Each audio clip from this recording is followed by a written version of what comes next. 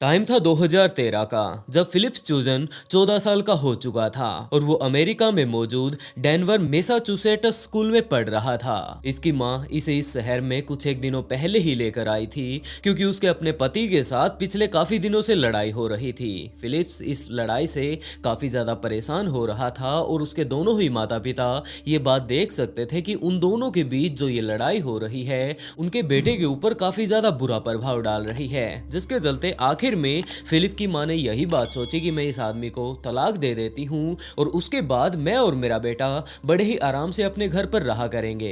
लेकिन उसे इस बारे में बिल्कुल भी अंदाजा नहीं था कि फिलिप्स इनकी लड़ाई से तंग आया हुआ है, ना कि अपने पिता से, जिसके चलते फिलिप्स की मां ने अपने पति को डिवोर्स दे दिया और वो फिलिप्स को लेकर एक दूसरे शहर में आ जाती है।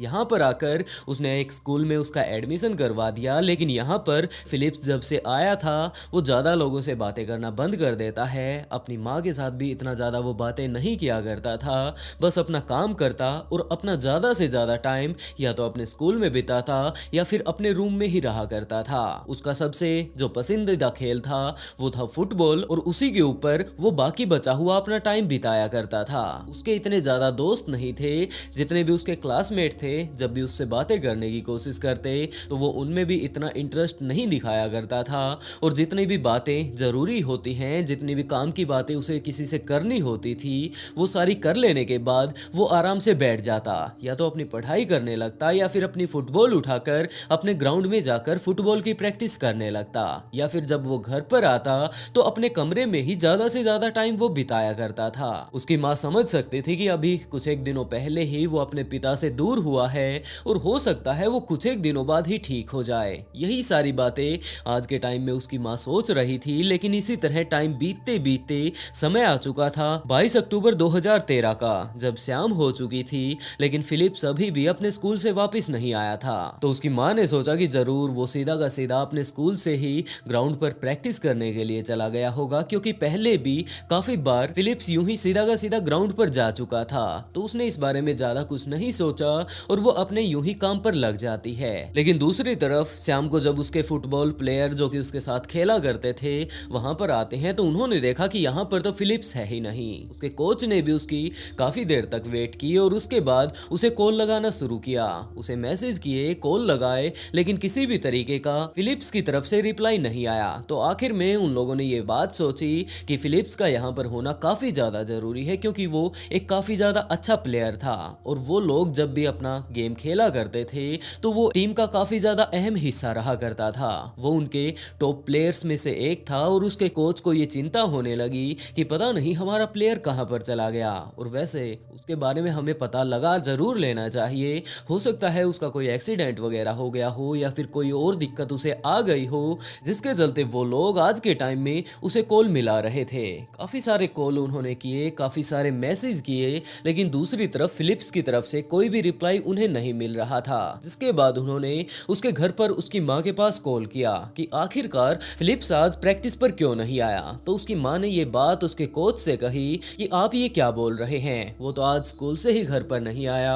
मैंने तो ये बात सोची थी कि शायद वो सीधा ही ग्राउंड पर खेलने के लिए चला गया होगा, लेकिन अब तो शाम का टाइम हो चुका है और आप लोग ये बात कह रहे हैं कि वो ग्राउंड में भी नहीं है। जिसके चलते वो काफी ज्यादा चिंता उसकी करने लगती है। उसके ज्यादा दोस्त तो थे नहीं, एक आधे दोस्त थे जो स्कूल में उसके साथ रहा करते थे। तो उसकी माँ ने उनके पास कॉल किया और उनके एक दो दोस्तों से और पूछा, लेकिन जब किसी के पास भी फिलिप्स के बारे में कोई जानकारी नहीं थी तो उसकी माँ ने सीधा पुलिस स्टेशन में कॉल कर दिया कि मेरा बेटा इस तरह स्कूल से वापस घर पर आ जाया करता था, कभी कभार वो खेलने के लिए ग्राउंड पर भी जाया करता था, लेकिन आज के टाइम में ना तो वो घर पर आया और ना ही ग्राउंड पर गया। मुझे कोई अंदाजा नहीं कि मेरा बेटा कहाँ पर गया और मैं उसे लेकर काफी ज्यादा चिंता कर रही हूँ। तो पुलिस वालों ने कहा कि मैम आप ज्यादा चिंता मत कीजिए, कुछ एक देर पहले की ही ये बात है, वैसे भी आपका बेटा 14 साल का है, कोई ज्यादा छोटा बच्चा नहीं, अपना वो ख्याल रख सकता है। और चिंता आप इसलिए भी मत कीजिए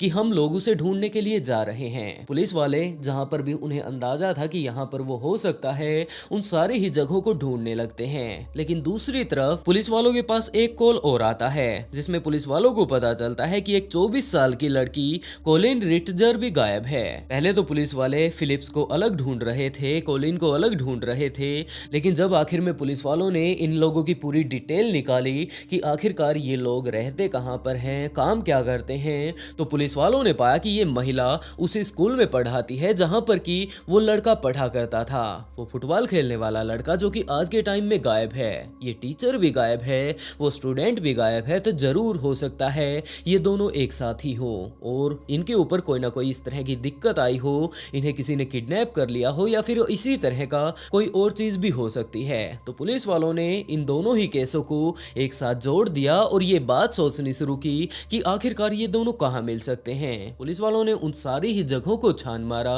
जहां पर कि वो मिल सकते थे, लेकिन जब उनके बारे में कोई भी डिटेल पुलिस वालों को नहीं पता चलती है तो उन्होंने यही सोचा कि आखिरी टाइम में इन सारे लोगों के मुताबिक इन्हें स्कूल में देखा गया था, तो क्यों न हम लोग अपनी इन्वेस्टिगेशन की शुरुआत वहीं से करें और जितने भी सबूत हम लोगों को मिलते हैं उनसे पकड़ते पकड़ते हम लोग आगे बढ़ते रहेंगे और हमें कोई ना कोई ऐसा क्लू जरूर मिल जाएगा जिससे हम लोग अंदाजा लगा पाएंगे कि आज के टाइम में ये दोनों बंदे कहां पर हैं। तो पुलिस वाले उनके स्कूल में जा पहुंचते हैं और उनकी क्लासेस के बारे में उन्होंने पूछना शुरू किया कि आखिरकार उसकी क्लास कौन सी थी, इस मैडम की क्लास कौन सी है। तो पुलिस वालों को पता चलता है कि ये इसी का स्टूडेंट था, तो जरूर यहीं से कोई ना कोई प्रॉब्लम शुरू हुई होगी, जिसके चलते पुलिस वाले वहीं पर छानबीन करने लगते हैं। और जब पुलिस वाले वहां पर मौजूद गर्ल्स वॉशरूम में जाते हैं तो उन्होंने वहां पर जाकर देखा कि यहाँ पर मौजूद एक सीट के ऊपर, टॉयलेट सीट के ऊपर काफी सारा खून बिखरा हुआ है। यहाँ पर काफी सारे खून के छींटे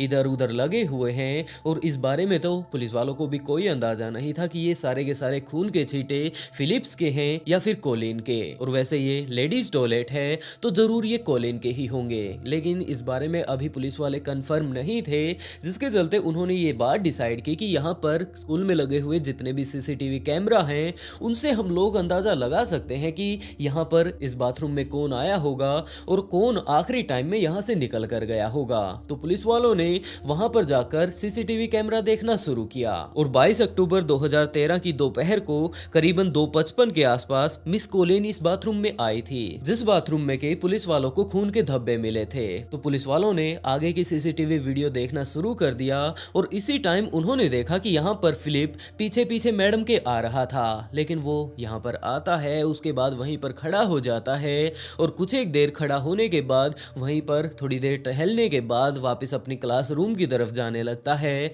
लेकिन कुछ एक देर बाद ही वो जैसे ही क्लासरूम के अंदर घुसा था, हुडी पहनकर, हुडी का अपना कैप अपने सिर पर रखकर वो वापस बाहर निकलता है उस क्लासरूम से और उसी बाथरूम की तरफ जाने लगता है जहां पर कि कुछ एक देर पहले इसकी टीचर गई थी। और उस बाथरूम में घुस जाने के करीब 11-12 मिनट बाद ये बाहर वापस आता है। ये भागता हुआ दूसरी तरफ जाता है और उसके बाद पुलिस वाले देख सकते थे उस वीडियो में कि ये एक ट्रेश बिन अपने साथ लेकर आ रहा है। उसी बाथरूम में वो उसे लेकर जाता है और उसके बाद वहां से करीबन आधा घंटा बाद ये बाहर निकलता है। इस टाइम इसका जो ये ट्रेश बिन है काफी ज्यादा भारी हो चुका था। जिस तरह का ये वीडियो में उठाने की कोशिश कर रहा है उससे पता चलता है कि इसमें काफी ज्यादा वजन हो चुका है। तो वो अब उसे धक्काकर अपने साथ गलियारे से होते हुए स्कूल के बाहर ले जाने की कोशिश करता है। वो बाहर ले भी गया, सड़क पर लगे हुए काफी सारे सीसीटीवी कैमरों में उसे कैद कर लिया जाता है और जैसे ही पुलिस वालों ने ये सारी चीजें देखी तो उन्हें शक होने लगा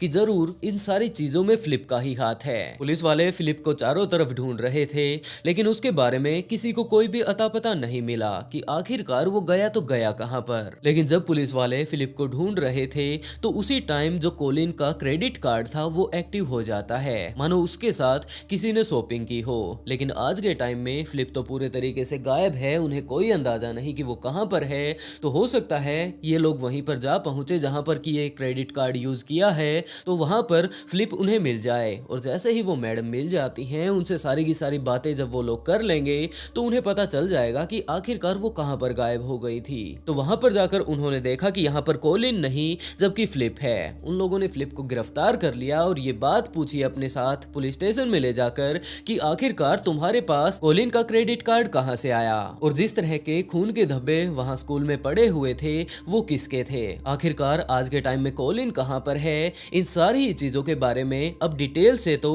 फिलिप ही बता सकता था। तो फिलिप ने पहले तो कुछ भी नहीं बताया, लेकिन कुछ एक देर बाद जब जोर जबरदस्ती से प्यार से पुलिस वालों ने उससे पूछना शुरू किया तो उसने सारी की सारी बातें बताना शुरू कर दिया। उसने बताया कि जनाब, आप लोगों ने जो सीसीटीवी कैमरा देखा था उसमें पहले तो कोलिन उस वॉशरूम के अंदर जाती है और उसके पीछे पीछे ही मैं जाता हूँ। दरअसल मैंने उनके पीछे पीछे जाकर वहां पर लगभग 8-10 मिनट लगे होंगे, मैंने वहां पर उनकी जान ले ली, एक बाथरूम के अंदर जिसका कि गेट मैंने बंद कर रखा था। उसके बाद मैं बाहर आता हूँ, अपने स्कूल से ही बाहर आ चुका था क्योंकि हमारे स्कूल के जस्ट बाहर ही काफी सारे बड़े बड़े डस्टबिन मौजूद थे जिनके नीचे पहिए भी लगे हुए थे और उन्हें हम लोग एक जगह से दूसरी जगह पर धकाकर बड़े ही आराम से ले जा सकते हैं। तो अब पुलिस वालों को इस बारे में पता चल चुका था कि इस बंदे ने ही कोलिन को मारा है। तो पुलिस वालों ने और ज्यादा डिटेल से पूछना शुरू किया कि बेटा, तुमने आखिरकार उसे क्यों मारा और क्या तुम्हें ये सब करते हुए किसी ने नहीं देखा?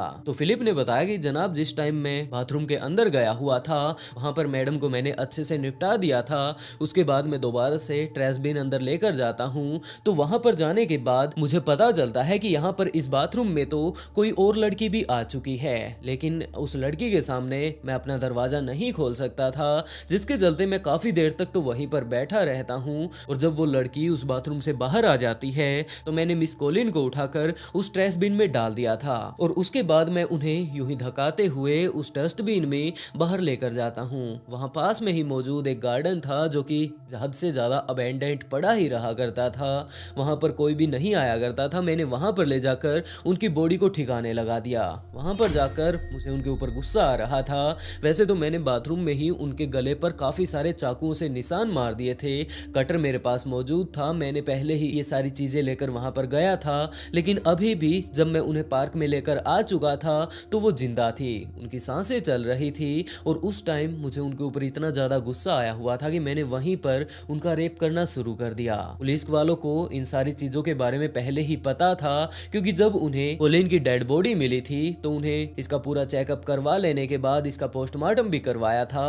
और दूसरी तरफ जब ये उससे पुलिस वाले आज के टाइम में पूछताछ कर रहे थे, और वैसे भी फिलिप आज के टाइम में अगर इस बात से इनकार करता तो पुलिस वालों के पास उसकी सीसीटीवी वीडियो थी जिसमें कि वो पूरे तरीके से कैप्चर हो चुका था। अगर वो अच्छे से खुद ये सारी बातें ना बताता तो पुलिस वाले डीएनए की मदद से इन सारी चीजों का पता लगा सकते थे। तो पुलिस वालों ने ये बात पूछनी शुरू की कि उसके बाद क्या हुआ, और आखिर में फिलिप ने ये बात बताई कि मैंने उनके गले पर काफी सारे और चाकू भी मारे लेकिन अभी भी वो जिंदा थी। लेकिन मुझे इस बात से कोई मतलब नहीं था कि अब ये जिंदा है या मर चुकी है, और उसके बाद मैं उन्हें वहीं पर छोड़कर आ जाता हूँ। लेकिन आखिरी बार जब मैं वहां पर उन्हें छोड़कर आया था तो वो जिंदा थी। पुलिस वालों को जैसे ही इस बारे में पता चलता है तो उन्होंने यही अंदाजा लगाया, पोस्टमार्टम रिपोर्ट से भी ये बात पता चली, कोलिन तुरंत उसी टाइम नहीं मर गई थी जबकि उसके शरीर से काफी ज्यादा खून बह चुका था और ब्लड लॉस के कारण उसने अपनी जान गंवाई थी। पुलिस वालों को जैसे ही इन सारी चीजों के बारे में पता चलता है तो उन्होंने फिलिप से ये बात पूछनी शुरू की कि बेटा, ये सारी चीजें तो तुमने कर दी, हम लोग मान सकते हैं, लेकिन एक सवाल हमारा ये भी है कि तुमने आखिरकार ये सब क्यों किया? तो फिलिप ने कहा कि इस टीचर ने मुझे कुछ एक ऐसी बात कह दी थी जो कि मुझे काफी ज्यादा बुरी लगी थी। मैंने उस टाइम तो इनकी बात का कुछ भी जवाब नहीं दिया, लेकिन अगले कुछ एक दिनों बाद मेरे दिमाग में ये बात बार बार दिमाग में आ रही थी मेरे कि ये टीचर ऐसा कैसे कर सकती हैं। और इस चीज के बारे में तो उसने डिटेल से पुलिस वालों को भी नहीं बताया कि आखिरकार वो गुस्सा उस टीचर से किस बारे में था। लेकिन जैसे ही इन सारी चीजों के बारे में पुलिस वालों को अच्छे से पता चलता है तो उसे कोर्ट में पेश कर दिया जाता है। A 14-year-old high school student has been charged with killing a teacher in the eastern part of the state. Philip Chisholm was ordered held without bail at his murder arraignment in adult court in Salem today. Police said the teen killed Danvers high school math teacher Colleen Ritzer, whose body was found in the woods behind the school just after midnight last night. The 24-year-old teacher was reported missing after she didn't come home from work yesterday. Investigators found blood in a second-floor school bathroom and located her body soon after. लेकिन वहां पर Philip के जो वकील थे उन्होंने ये कहना शुरू किया कि जनाब, इनके माता पिता का कुछ एक दिनों पहले ही डिवोर्स हुआ है, ये लड़का मेंटली इस टाइम स्टेबल नहीं है। वैसे भी आप लोग इसके स्कूल वालों से, इसके दोस्तों से, इसके टीचर से जो कि इसे फुटबॉल खिलाता है उससे पूछ सकते हैं, इसकी माँ से भी पूछ सकते हैं। ये ज्यादा तौर तौर पर किसी के साथ भी बातें नहीं करता है, क्योंकि जब से इसके माता पिता अलग हुए हैं ये मेंटली स्टेबल नहीं है। हाँ, इसके और इसके टीचर के बीच कोई ना कोई झड़प हुई होगी और उसके बारे में बाद में जो इसने कारनामे किए वो सबसे ही ज्यादा घटिया थे। लेकिन कुछ भी हो, ये आज के टाइम में मेंटली स्टेबल नहीं है और इन्हीं सब कारणों के चलते इसने उसकी जान ली है। Chisholm was under a lot of stress when he started at Danvers. He had lost his entire support system. He was away from his best friend. He had lost the Carter family. He had lost his soccer coach. He had lost all the support of a close-knit community in Clarksville, Tennessee. And he came to Danvers, where he knew practically no one, and had to start as a freshman in high school and deal with all the social, economic, social, emotional demands of being a young teen starting high school. The real work of this case is to figure out the terrible landscape of a young boy's mind. लेकिन दूसरी तरफ Colin के वकील ने ये बात कही कि जनाब, कोई बंदा अगर मेंटली स्टेबल ना हो तो वो इस तरह से बड़ी बड़ी प्लानिंग नहीं बनाता, जबकि ये लड़का पिछले काफी दिनों से प्लानिंग बना रहा था और उसके बाद इसने कटर भी अपने जुगाड़ किया होगा और उसके बाद जाकर उस टीचर के पीछे पीछे उसने काफी दिनों तक उसका पीछा भी किया हो सकता है और आखिर में इस तरह से उसकी जान ले ली। ये बंदा पूरी तैयारी के साथ वहां पर गया था। जैसा कि हम लोगों ने बाद में वो सीसीटीवी वीडियो देखी थी तो ये काफी सारे कपड़ों की जोड़ियां अपने ऊपर बदल चुका था। सबसे पहले इसने जाकर जब उस टीचर को मारा था तो इसने एक नीली हुडी पहनी हुई थी, बाद में एक और कपड़ा इसने पहन लिया था और उसके बाद जैसे जैसे इसके कपड़ों पर खून लग रहा था ये लगातार कपड़े बदलता जा रहा था। और इन सारे ही कारनामों के बीच हमारे पास सीसीटीवी कैमरा मौजूद है जिसमें इसने करीबन 3 बार कपड़े बदले और ऐसा कभी भी बिना प्लानिंग के नहीं हो सकता है। तो इसने ये सारी की सारी चीजें सोच समझ कर की हैं और यही दरख्वास्त है हमारी आप लोगों से कि इसे सख्त से सख्त सजा दीजिए। And ladies and gentlemen, let's be clear, he didn't have a good plan for getting away with this. He's 14 years old. We agree with that. Not a lot of long-term thinking, and he had accomplished already the one thing he really wanted to accomplish in those woods. I am not going to stand here and tell you there is nothing wrong with Philip Chisholm. How could I? But I am going to submit that there is overwhelming evidence in this case beyond any reasonable doubt that Philip Chisholm was not suffering from a mental disease or defect on October 22nd of 2013. That Philip Chisholm knew right from wrong and could choose right from wrong. He did it repeatedly over the course of that afternoon. He just didn't do it when it mattered. He had a goal. A terrible, terrible purpose. And he played it out in the woods. And he didn't care what came after that. This is the Colleen Ritzer who was alone in that bathroom and in those woods with Philip Chisholm. Not a mentally ill child. Not someone powerless to voices in his head. The only person powerless in those bathroom, in those woods, is Colleen Ritzer. Philip के इन सारे ही कारनामों को देखकर जज ने भी Philip को एक अडल्ट के रूप में सजा दी, क्योंकि सबसे पहले तो उसने एक कटर से बड़े ही बेरहमी से अपने टीचर को मारने की कोशिश की थी और बाद में जब वो अभी भी जिंदा थी तो उसके बाद इसने रेप करना उसका शुरू कर दिया था और आखिर में भी जब वो उसे छोड़कर आ रहा था तो वो लड़की जिंदा थी। ये चाहता तो उस टाइम भी उसकी जान बचा सकता था लेकिन इसने नहीं बचाई। इसके सारे ही कारनामों को देखकर इसे हम लोग नहीं कह सकते कि ये एक बच्चा है और इससे कोई गलती हुई है जिसके चलते उसे उम्र कैद की सजा सुनाई जाती है। और जज ने ये बात भी कही कि अगर ये पैरोल पर भी बाहर आना चाहे तो ये 25 साल बाद पैरोल के लिए एलिजिबल हो पाएगा। वैसे दोस्तों, आप लोग इस केस के बारे में क्या सोचते हैं कि एक ऐसी छोटी मोटी बात जिसके ऊपर उन दोनों टीचर्स और स्टूडेंट की बहस हो गई होगी या फिर उस लड़के को अपनी टीचर की वो बात पसंद नहीं आई जिसके चलते उसने सीधा का सीधा उसकी जान ले ली, ये सारी की सारी चीजें कहां तक सही हैं? और क्या फिलिप्स ने जो ये आज के टाइम में कारनामा किया था इसके अलावा उसके पास और कोई रास्ता नहीं था अपनी टीचर के साथ आराम से बैठकर कि मैडम आपने जो ये बातें कही थी ये बिल्कुल भी मुझे पसंद नहीं आई हैं और आपको ऐसा नहीं बोलना चाहिए था? तो हो सकता है उसकी टीचर उससे माफी मांग लेती, कम से कम अपनी जान तो ना गवाती। काफी बार हमें ये देखने को मिलता है कि जो बच्चे ये अच्छे से नहीं समझ पाते कि उन्हें हायर एजुकेशन में अपनी कौन सी स्ट्रीम लेनी चाहिए, कौन सी साइड लेनी चाहिए, जिससे उनका फ्यूचर काफी अच्छे से ब्राइट हो पाए, वो भी प्यार के चक्कर में फंस जाते हैं और उनको बिल्कुल अच्छे से साफ साफ नहीं पता होता कि आखिरकार जिंदगी कैसे चलती है। और बाद में उनसे कुछ एक ऐसी गलतियां हो जाती हैं जिनके कारण उन्हें काफी ज्यादा परेशानी उठानी पड़ती है। और बिल्कुल ऐसे ही एक केस के बारे में आज हम लोग बात करने वाले हैं। लेकिन आखिरकार वो लड़की कौन थी, लड़का कौन था, इन दोनों के बीच ऐसी क्या बात हुई कि ये समस्या आगे चलकर काफी ज्यादा बड़ी हो गई। ये घटना है 2009 की, जब रेबेका 14 साल की हो चुकी थी और वो अपने परिवार के साथ, अपने माँ के साथ, अपने भाई बहनों के साथ यूके में रहा करती थी। रेबेका अपनी माँ के, अपने छोटे भाइयों के कुछ ज्यादा ही नजदीक थी, जिसके चलते वो हर एक बात जो भी अपनी जिंदगी में उसके बीत रही होती वो उन्हें बताया करती थी। और उसकी माँ भी एक दोस्त की तरह उसे ट्रीट किया करती थी। कभी भी ये बात नहीं कही कि तुम्हें ये करना चाहिए, वो करना चाहिए और तुम्हें ये सब नहीं करना चाहिए, जिसके चलते रेबेका अपनी सारी की सारी बातें, अपनी सारी प्रॉब्लम अपनी माँ को खुलकर बता दिया करती थी। रेबेका को मॉडल बनने का काफी ज्यादा शौक था, जिसके कारण वो पढ़ाई के साथ साथ मॉडल बनने की भी तैयारी कर रही थी। अभी वो स्कूल में थी, सिर्फ 14 साल की थी और इसी टाइम वो अपने एक दोस्त जोश डेविस के काफी ज्यादा नजदीक आ जाती है। ये दोनों ही एक दूसरे के साथ ज्यादा से ज्यादा टाइम बिताने लगते हैं।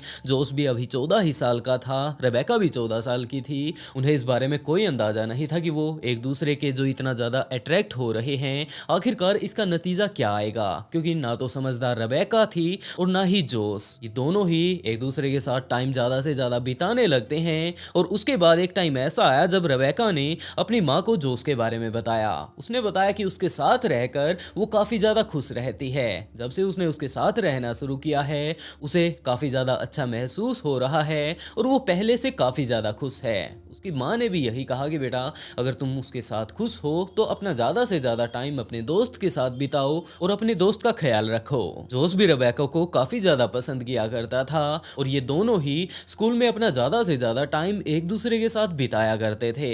एक टाइम ऐसा भी आया जब रेबेका की माँ ने रेबेका से ये बात कही कि तुम्हारा वो दोस्त था, तुम उसके बारे में काफी कुछ बताती हो, किसी दिन उसे घर पर लेकर आओ, डिनर पर लेकर आओ, हम लोग बैठकर उससे बात करना चाहते हैं कि आखिरकार ऐसा कौन सा वो लड़का है जो कि तुम्हें इतना ज्यादा पसंद आया है। तो रेबेका इस बात के लिए मान जाती है और उसने जोश को जाकर इस बारे में बताया कि उसकी माँ उससे मिलना चाहती है और जोश भी इस बात के लिए तैयार हो जाता है। वो उनके घर जाता है डिनर पर और वो लोग यूं ही पूरी रात बातें करते करते बिता देते हैं। जोश को भी रेबेका के परिवार से मिलकर काफी ज्यादा अच्छा लगता है और रेबेका की माँ भी जोश से मिलकर काफी ज्यादा खुश हुई। अगली सुबह जोश वापस अपने घर पर जाने के लिए तैयार होने लगता है और उसने रेबेका को ये बात बताई कि आज तक के उसके जिंदगी के जितने भी हसीन पल हैं, उन्हीं में से एक पल ये भी है जो कि मैंने कल रात तुम्हारी फैमिली के साथ बिताया। मैं इस टाइम को कभी भी नहीं भूल पाऊंगा और यही चाहता हूं कि हम लोग आगे चलकर एक हो जाएं। रेबेका भी जोश की ऐसी बातों को सुनकर स्माइल पास करती है उसकी तरफ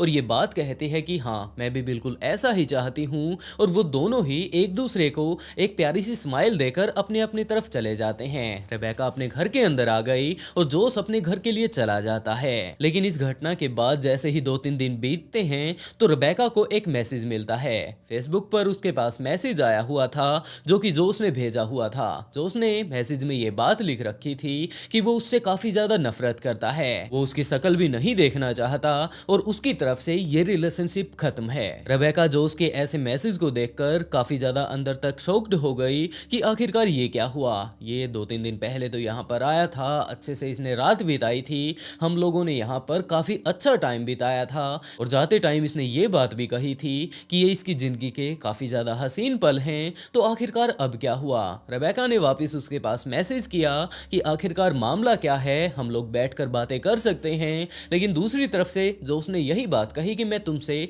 किसी भी तरह की कोई भी बात नहीं करना चाहता और ये बात बोलकर उसने उसे टोटली ब्लॉक मार दिया। रेबेका अब दूसरी तरफ काफी ज्यादा कंफ्यूज थी कि आखिरकार ऐसा मैंने क्या कर दिया, ये बंदा इतना ज्यादा गुस्सा मुझसे है। लेकिन दूसरी तरफ उसे कुछ भी समझ नहीं आ रहा था, तो उसने यही बात सोची कि ये बैठकर मेरे साथ यहाँ पर कोई सॉल्यूशन पर भी बात नहीं कर रहा है तो कोई बात नहीं, इसको जाना है तो भले ही जाए। और वो दोनों एक दूसरे से अलग हो जाते हैं। कुछ एक दिनों बाद ही वो दोबारा से स्कूल जाने लगता करते हैं और जब रेबेका स्कूल में जाती है तो वहां पर जाकर उसे पता चलता है कि ये जोश उससे इतना ज्यादा गुस्सा है, अपने दोस्तों से वो ये बात बोल रहा है, काफी सारी अफवाह उनके स्कूल में फैली हुई है कि जब उसके दोस्तों ने ये बात पूछी कि आखिरकार वो उसके साथ लड़ाई क्यों कर रहा है, रिलेशन उसके साथ क्यों तोड़ रहा है, तो जोश ने ये बात अपने दोस्तों से कही कि वो तो उसके साथ सिर्फ रिलेशन तोड़ रहा है, उसका बस चले तो वो तो उसे जान से मार डाले। ये बात सुनकर रेबेका को अभी भी कुछ समझ नहीं आ रहा था,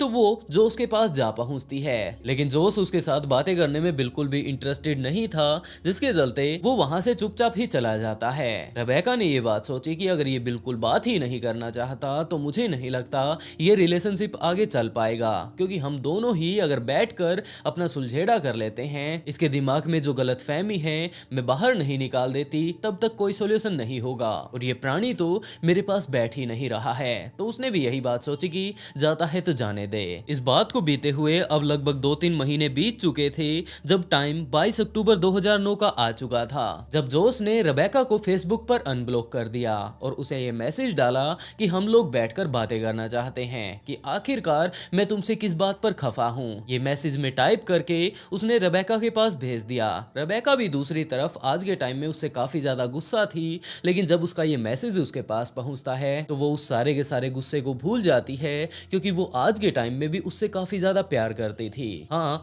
जोश की तरफ से जब थोड़ी सी उम्मीद जागती हुई उसे नजर आई तो उसने ये बात कह दी कि हाँ वो उससे मिलने के लिए तैयार है और बताओ कहाँ पर मिलना है। जोश ने कहा कि यहाँ पास में मौजूद जो जंगल है, जो कि टीनेजर्स के लिए काफी ज्यादा फेमस है, लवर्स पॉइंट जिसे बोला जाता है, हम लोग वहां मिलने वाले हैं। तो रेबेका के दिमाग में यही बात आई कि लगता है आज ये कुछ ज्यादा ही रोमांटिक मूड में है, जिसके चलते वो मुझे वहां पर घुमाने के लिए ले जा रहा है। हम लोग जब पिछली बार वहां पर घूमने के लिए गए थे तो हम दोनों ही काफी ज्यादा एक्साइटेड थे, जिसके कारण रेबेका अपनी माँ के पास जाती है और उसने सारी की सारी बातें ये बताई अपनी माँ को कि जोश के साथ उसकी लड़ाई हो गई थी। इन सारी चीज़ों के बारे में तो उसने पहले ही बता दिया था, लेकिन आज के टाइम में जाकर उसने बताया कि जोश के साथ जो मेरी लड़ाई हुई थी वो लगभग ठीक होने वाली है, क्योंकि उसने मुझे वहाँ पर मिलने के लिए बुलाया है। इस बात को जानकर उसकी माँ भी काफ़ी ज़्यादा खुश हुई कि ये लड़की पिछले काफ़ी दिनों से काफ़ी ज़्यादा परेशान थी अपने रिलेशनशिप को लेकर, लेकिन चलो आखिरकार इन दोनों के बीच सुलह हो गई है। लेकिन इस बात को लेकर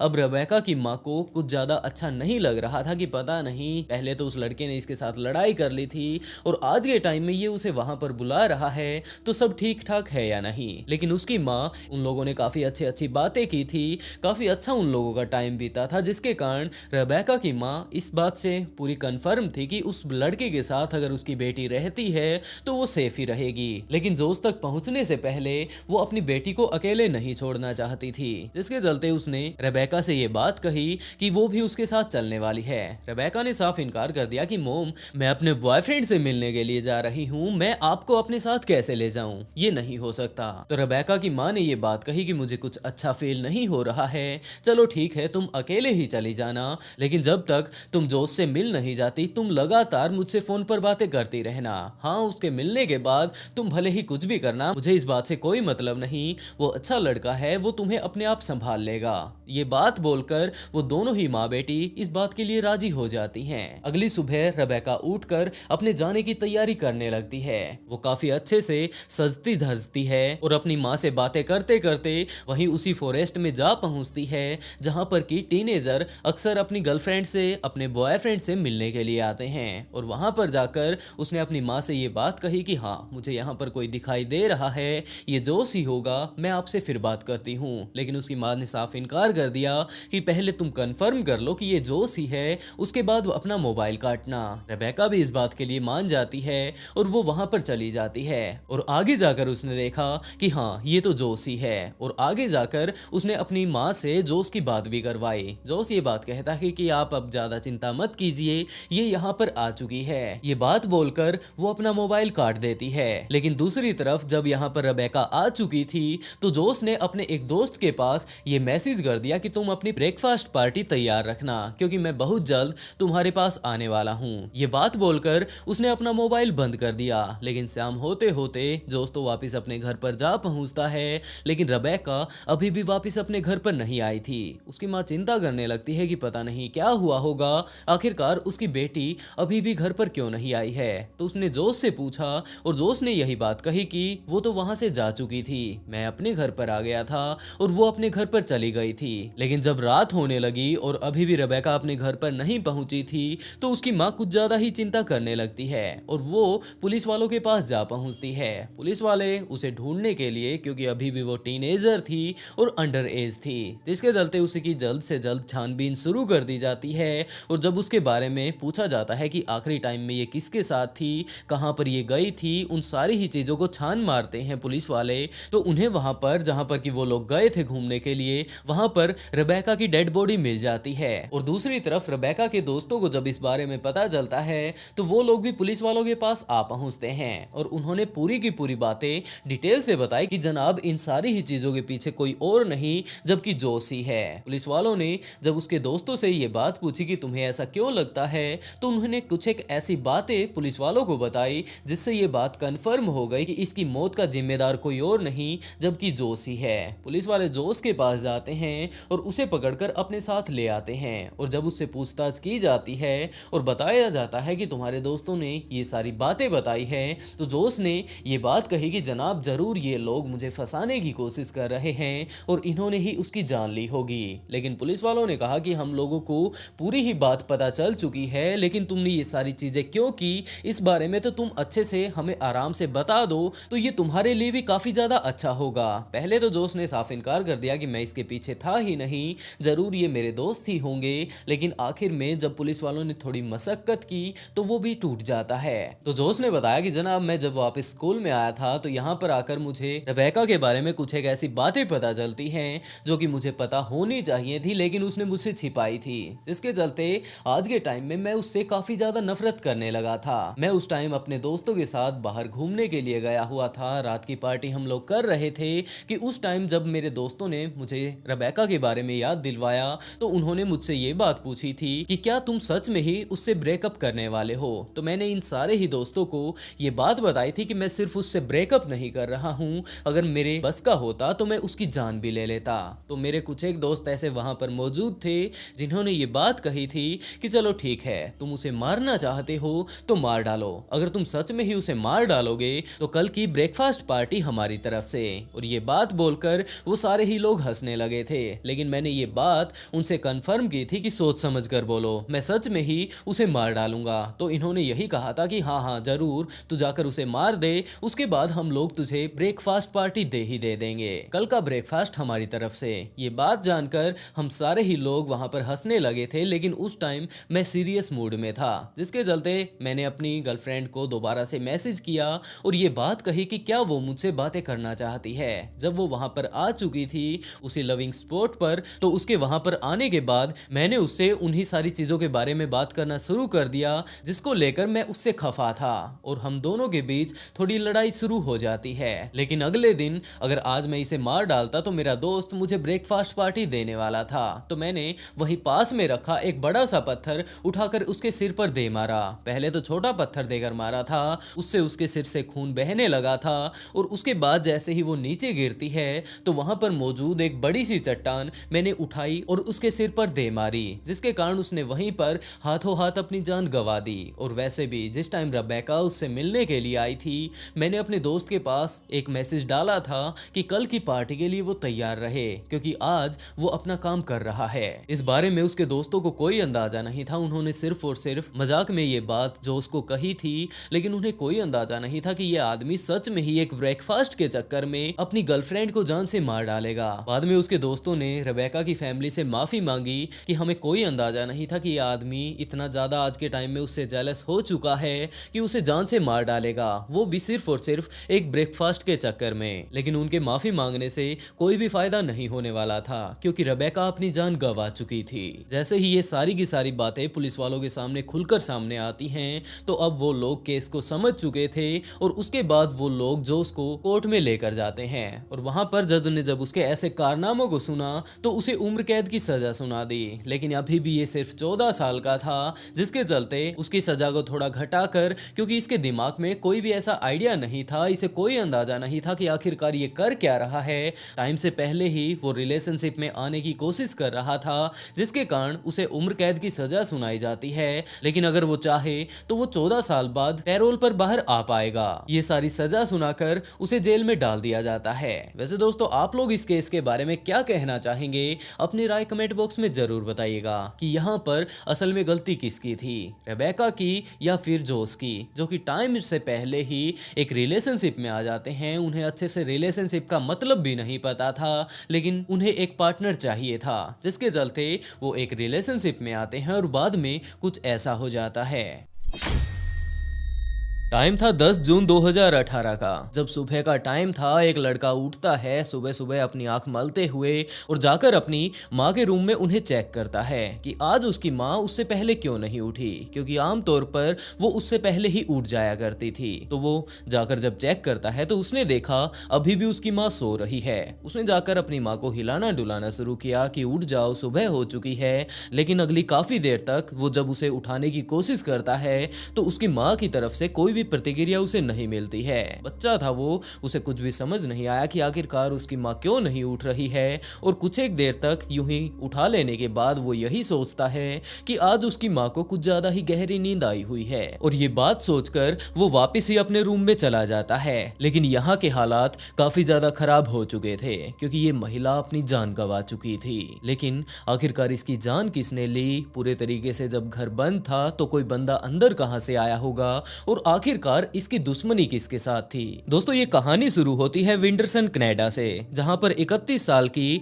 ओटमैन टोगट अपने 9 साल के बेटे गेविन के साथ रहा करती थी, क्योंकि आज के टाइम में इसने अपने पति से तलाक ले लिया था और ये अपने बेटे के साथ यहाँ पर एक दूसरे घर में रहा करती थी। वैसे तो ये दोनों ही पति पत्नी ओटमैन और क्रिस ये बात बिल्कुल भी नहीं चाहते थे कि जिस तरह से ये दोनों अलग हो गए, आज के टाइम में इन दोनों के बीच तलाक हो चुका है, तो इसका किसी भी तरह का इफेक्ट इनके बच्चे पर पड़े, जिसके कारण क्रिस बीच बीच में ओटमैन के पास आता रहा करता था अपने बेटे से भी मिलने के लिए, और अक्सर ये लोग बाहर घूमने के लिए भी जाया करते थे।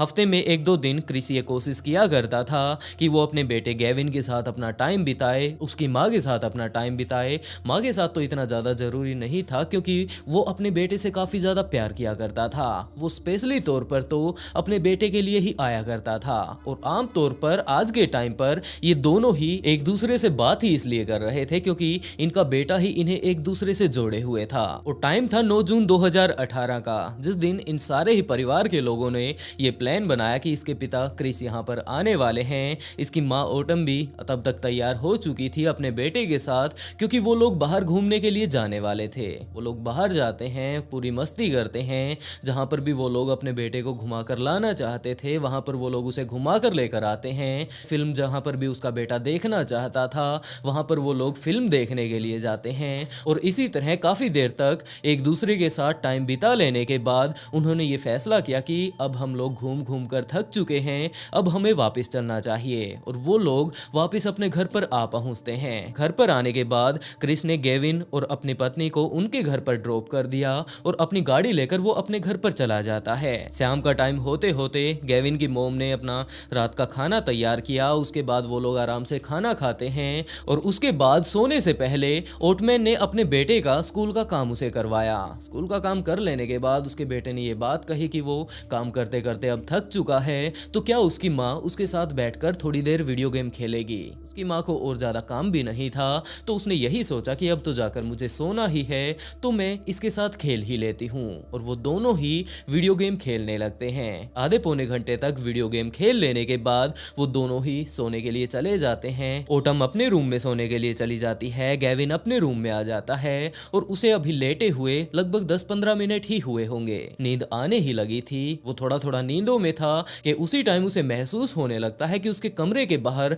कोई ना कोई घूम रहा है। तो वो उठकर बैठ जाता है बाहर जाकर चेक करने के लिए, लेकिन जैसे ही वो बैठता है कि उसके सामने वाला दरवाजा उसी टाइम उसके सामने खुल जाता है, और उसने देखा कि एक अजनबी व्यक्ति उनके घर में घुसा हुआ है। गेविन ने ये बात बात उस आदमी से पूछी जो कि रात के टाइम उसके दरवाजे को यहाँ पर खोले हुए था। अभी तो सिर्फ और सिर्फ वो बेड पर बैठा ही था, तो उसने ये बात पूछी कि वो कौन है। तो उस आदमी ने ज्यादा कुछ नहीं कहा और यही बात कही कि तुम आराम से सो जाओ, मैं सिर्फ यहाँ से जा रहा हूँ। गेविन अब कुछ भी समझ नहीं पाया कि ये हमारा घर है, कोई गलियारा नहीं कि यहाँ से कोई व्यक्ति गुजर रहा हो और रात के टाइम इस तरह मेरे घर का दरवाजा खोलकर मुझे ये बात कहे कि मैं यहाँ से सिर्फ जा रहा हूँ, तुम आराम से सो जाओ। लेकिन अभी वो 9 साल का था, उसे कुछ ज्यादा समझ नहीं आया और वो आराम से यूं ही लेट जाता है। लेकिन ये सब चीजें बीते हुए अभी 10-15 मिनट ही हुए थे कि उसे अपनी मोम के कमरे से चिल्लाने की आवाज आती है और ये कोई और नहीं चिल्ला रहा था जबकि उसकी मोम ही थी।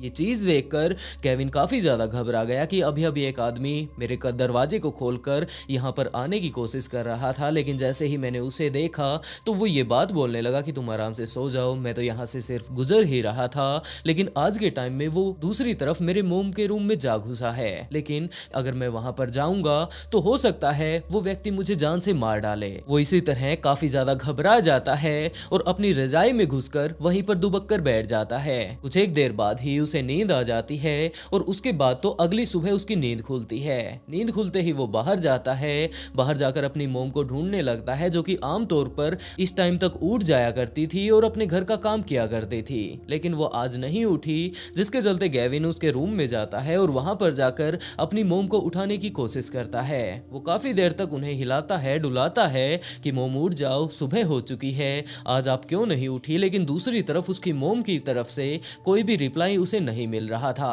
अभी वो सिर्फ 8-9 साल का था, उसे ज्यादा कुछ समझ नहीं आया कि आखिरकार उसकी माँ किसी भी तरह का उसे रिप्लाई क्यों नहीं दे रही है। उसे सिर्फ यही लग रहा था कि ये काफी ज्यादा गहरी नींदों में है और हो ना हो कुछ एक देर बाद ही ये उठ जाएंगी। ये बात सोचकर वो वापस अपने रूम में चला जाता है, वहां पर जाकर फोन चलाने लगता है, वीडियो गेम खेलने लगता है और जैसे ही उसे भूख लगती है वो रसोई में जाता है, वहां से कुछ एक चीजें उठाकर खाने लगता है। लेकिन अब तक टाइम दोपहर का हो चुका था और अभी भी गेविन की मोम नहीं उठी थी, तो वो दोबारा से अपनी मोम के पास जाता है और उन्हें दोबारा से जगाने की कोशिश करता है। लेकिन दूसरी तरफ उसकी मोम अभी भी कोई रिप्लाई नहीं कर रही थी, तो उसने जाकर उन्हें अच्छे से उठाने की कोशिश की। लेकिन जैसे ही वो उनके पास पहुंचता है तो उसने देखा कि इनकी नाक से खून निकला हुआ है और खून को देखते ही वो काफी ज्यादा घबरा गया। ये चीज देखते ही वो तुरंत बाहर आता है उनके रूम से और अपने पिता के पास कॉल करता है। ये सारी की सारी बातें बताता है कि आज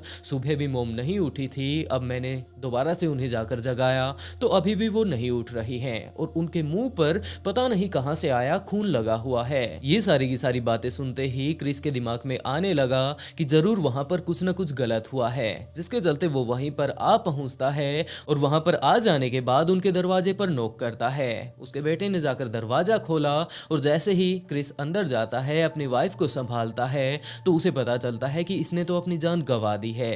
ये सारी बातें पता चलते ही उसने तुरंत पुलिस वालों के पास कॉल कर दिया। पुलिस वाले वहां पर आते हैं और ओटम की बॉडी को चेक करते हैं, तो उन्होंने पाया कि इसने तो अपनी जान लगभग रात को ही गंवा दी होगी, जिसके चलते उसे वो लोग चेक करने लगते हैं। पुलिस वालों ने देखा कि इसके मुंह पर खून लगा हुआ है। उन लोगों ने जब रिजाई को हटाया तो उन्होंने देखा कि इसके प्राइवेट पार्ट पर भी काफी ज्यादा बुरे तरीके से मारा गया है, जिसके कारण वहां से काफी सारा खून बाहर आया है। इसके कमरे में मौजूद सामान भी थोड़ा सा बिखरा हुआ है और इन्हीं सब चीजों को देखते हुए पुलिस वाले अपनी इन्वेस्टिगेशन करने लगते हैं। ओटम की बॉडी को हॉस्पिटल भेज दिया जाता है पोस्टमार्टम के लिए और पुलिस वाले उनके घर पर छानबीन करने लगते हैं। पुलिस वालों ने पाया कि इस घर का दरवाजा बिल्कुल भी टूटा हुआ नहीं है, इसका डोर लॉक भी नहीं टूटा हुआ है, तो जरूर ओटम ने एक ऐसे व्यक्ति को अंदर आने दिया होगा जिसे कि वो पहचानती होगी। और ऐसे के तौर पर जो सबसे पहला शक उन लोगों का गया वो ओटम के पति क्रिस के ऊपर था। लेकिन जिस तरह का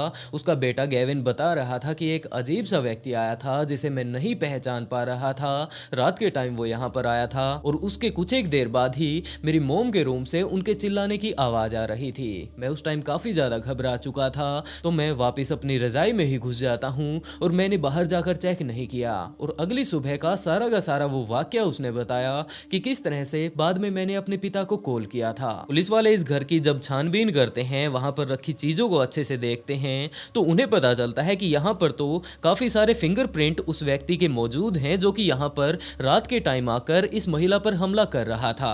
और दूसरी तरफ पोस्टमार्टम से इस बारे में भी पता चल जाता है कि उस व्यक्ति का डीएनए भी उन्हें मिल चुका है और इसे जब क्रिस से मैच किया जाता है तो वो नहीं मिलता है। अब पुलिस वालों को थोड़ा विश्वास होने लगा था कि इसके पीछे क्रिस तो नहीं है, लेकिन इसके अलावा और कौन हो सकता है। उन्होंने उनके सारे के सारे जानने पहचानने वालों से पूछ लिया था, लेकिन पिछले काफी दिनों में ऑटम की तो किसी के साथ लड़ाई भी नहीं हुई थी। तो आखिरकार ऐसा कौन था जो कि इनके घर पर आया और पता नहीं उसने कहां से यहां पर एंट्री ली होगी और उसके बाद इसे मारकर यहां से चला गया, क्योंकि इसका दरवाजा भी टूटा हुआ नहीं है। जिसके बाद पुलिस वाले दोबारा से उस घर में जाते हैं और दोबारा से अच्छे से छानबीन करते हैं, तो उन्होंने पाया कि यहाँ पर बालकनी मौजूद है इस घर की, और इस बालकनी के ऊपर काफी सारे ऐसे निशान मौजूद हैं, फिंगरप्रिंट मौजूद हैं, जहां से हम लोग कह सकते हैं कि एक व्यक्ति ने आने की कोशिश की होगी। और वैसे भी ये लोग इस बिल्डिंग के 3rd फ्लोर पर रहा करते थे और वो बंदा नीचे से ऊपर चढ़कर यहाँ पर पहुंचा होगा।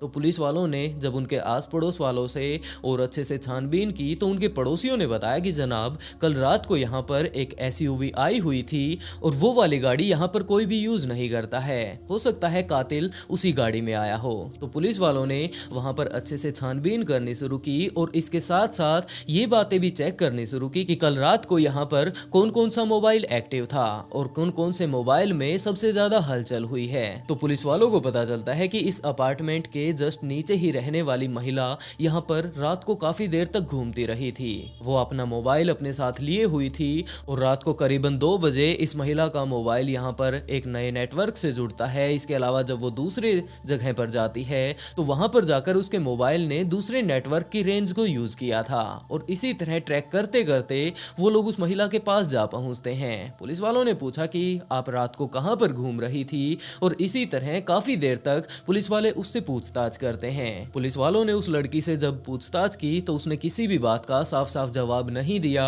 लेकिन पुलिस वाले ये बात भी उस लड़की से कह देते हैं कि अगर आपको इस केस के बारे में थोड़ी सी भी जानकारी पता है और आप अगर उसे हमसे छिपाती हैं और हो ना हो कुछ एक टाइम बाद जब ये केस सोल्व हो जाएगा और अगर हमें पता चलता है कि इस केस में आपकी भी किसी तरह से भागीदारी थी या फिर आपको कोई ना कोई ऐसी चीज पता थी जो कि आप हमें बता सकती थी, तो आपके ऊपर भी पूरा केस चलने वाला है। या तो टाइम रहते इस केस में हमारी मदद कर दीजिए और अगर आपको नहीं पता है तो हमें कोई दिक्कत नहीं, लेकिन कल को अगर हमारे सामने ये बात आती है कि आपको ये पता था, आपने ये सब नहीं बताया हमें, तो आपको भी सजा अच्छे वाली होने वाली है। जिसके बाद मिशेल नाम की वो महिला पुलिस वालों को बताने के लिए तैयार हो जाती है कि जनाब जितना कुछ मुझे पता है मैं आप लोगों को बताने के लिए तैयार हूँ। और उसने पुलिस वालों को बताना शुरू किया कि जनाब रात का टाइम था, करीबन 2 बज चुके थे, हमारे पास एक कस्टमर का फोन आता है।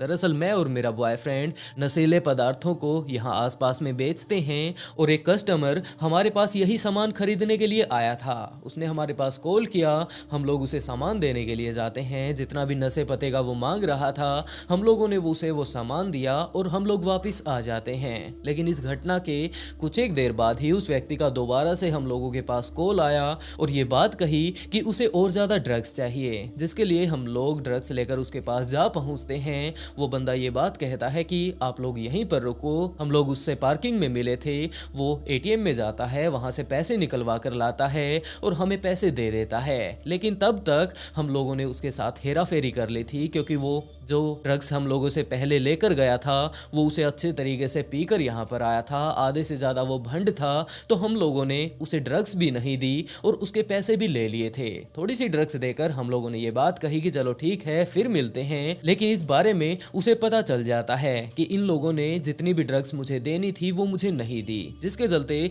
वो हमारी चेकिंग करने लगता है और इसी चीज के चलते इस मिशेल नाम की महिला ने वो ड्रग्स जो कि उसे उस आदमी को देनी थी उसे खुद ही रख रख लिया था, लेकिन ये सामने वाला बंदा अब उनकी चेकिंग कर रहा था, जिसके चलते उसने वो ड्रग्स ली और अपने प्राइवेट पार्ट में छिपा ली। ये सारी की सारी चेकिंग कर लेने के बाद वो बंदा ये बात कहता है कि मुझे नहीं पता कि तुम लोगों ने वो ड्रग्स कहाँ पर छिपाई है, बस मेरे या तो वैसे वापस दे दो या फिर मेरी ड्रग्स ही मुझे लौटा दो। लेकिन ये दोनों ही इस बात से साफ इनकार कर देते हैं और उसके बाद ये दोनों उससे पीछा छुड़ाने के लिए अपने यहाँ पर बिल्डिंग में आ घुसते हैं। इन्होंने सबसे नीचे जो मेन गेट लगा हुआ था इनकी बिल्डिंग का, उसे बंद कर दिया और उसके बाद अपने रूम में वो लोग चले जाते हैं। वो बंदा जिसका नाम जे था अभी भी नशे में था और इनसे या तो अपने पैसे वापस चाहता था या फिर अपनी ड्रग्स ही ले लेना चाहता था। लेकिन ये लोग यहाँ पर अपने घर में आ घुसे थे, दरवाजा इन लोगों ने बंद कर लिया था, लेकिन फिर भी वो हमारा पीछा नहीं छोड़ने वाला था, जिसके चलते वो नशे की हालत में ही हमारे घर के दूसरी साइड मौजूद जो बालकनी मौजूद थी उसकी जालियों को पकड़ते हुए ऊपर आने लगता है। अब हम लोग काफी ज्यादा घबरा चुके थे कि ये तो हमारे रूम तक आ पहुंचेगा और उसके बाद हम लोग क्या करेंगे। लेकिन जो सबसे अच्छी बात थी वो ये कि वो हमारे रूम में नहीं उतरता है, जबकि हमसे ऊपर वाली बिल्डिंग में चला जाता है। इसी तरह शायद उसे नशे में ये बात पता ही नहीं चली कि हम लोग रहते कहां पर हैं। उसके बाद वो ऊपर चला जाता है और आगे हमें नहीं पता कि क्या हुआ। बस अब सीधा का सीधा यही बात पता चली है कि ऊपर रहने वाली ओटम ने अपनी जान गंवा दी है। अब ना तो हम लोग ये जानते हैं कि ये जान उसी व्यक्ति ने ली है या फिर किसी और ने ली है, किसी और के साथ उसकी लड़ाई चल रही थी या कुछ और है। हम लोग सिर्फ इतना ही जानते थे और ये हम आपको बता चुके हैं। जिसके बाद पुलिस वाले उस जे नाम के बंदे के पास जा पहुंचते हैं, उसका सारा का सारा पता ठिकाना लेकर। लेकिन जब पुलिस वाले उसके पास पहुंचते हैं, उसके बारे में अच्छे से छानबीन करते हैं, तो उन्हें पता चलता है कि इसका नाम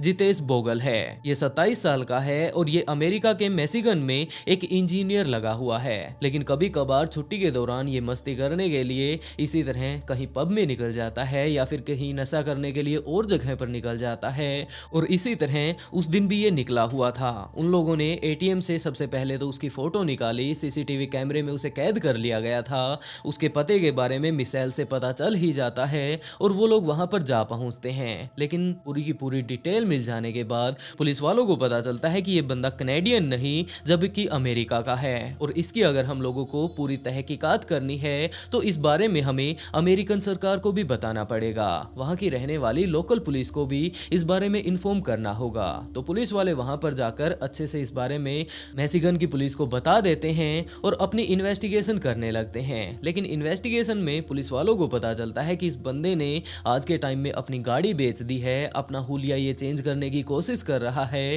क्योंकि इसने एक कत्ल कर रखा है और पुरानी आइडेंटिटी को ये छोड़ने की कोशिश कर रहा है। लेकिन पुलिस वालों को इस बारे में पता चल चुका था कि ये वो बंदा है, कितना भी वो हुलिया चेंज कर ले, कितना भी कुछ भी कर ले, पुलिस वाले उसके पीछे अभी भी लगे हुए थे और वो लोग एक ऐसे पुख्ता सबूत की तलाश में थे जिससे वो लोग ये बात अच्छे से प्रूव कर पाए कि इस बंदे ने सच में ही एक कत्ल किया है, क्योंकि ये कत्ल विंडसर में हुआ था और आज के टाइम में पुलिस वाले इसे पकड़ने के लिए मिशिगन में आए हुए थे। तो पुलिस वाले काफी दिनों तक उसका पीछा करते हैं। वो अपने आप को बचाने के लिए हर संभव कोशिश कर रहा था। उसने पूरा का पूरा अपना चेहरा बदलने की कोशिश की थी, पुरानी वाली अपनी गाड़ी बेच दी थी जो कि एसयूवी वो कत्ल करने के लिए लेकर गया हुआ था। लेकिन फिर भी पुलिस वालों को तो पता चल ही चुका था कि यही वो बंदा है, जिसके चलते पुलिस वाले काफी दिनों तक तो उसका पीछा करते हैं। लेकिन एक दिन वो यूं ही पब में गया हुआ था ड्रिंक वगैरह करने के लिए और वहां पर काफी सारी शराब पी लेने के बाद